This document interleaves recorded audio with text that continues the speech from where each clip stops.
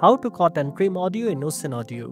First of all, open Ocenaudio and import the audio file you want to edit by clicking on File and selecting Open. Once your audio file is loaded, you'll see the waveform of the audio track. To cut a section of the audio, click and drag your mouse over the part you want to remove. This will highlight that portion. Once selected, right-click and choose Cut, or simply press Ctrl+X on your keyboard to remove it. For more accurate cuts, zoom in on the waveform by clicking the zoom buttons at the top or by scrolling your mouse wheel. This will help you gain better control over the section you are editing. If you want to trim the audio at a specific point, click and drag your mouse over the desired section to highlight it.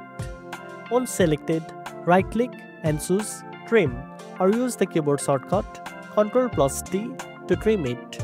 In case you trim something by mistake, don't worry, just click Edit and select Undo to revert to the previous version.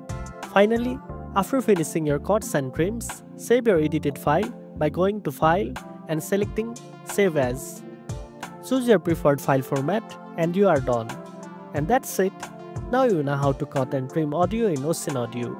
If you found this video helpful, don't forget to like, share and subscribe for more tech tips.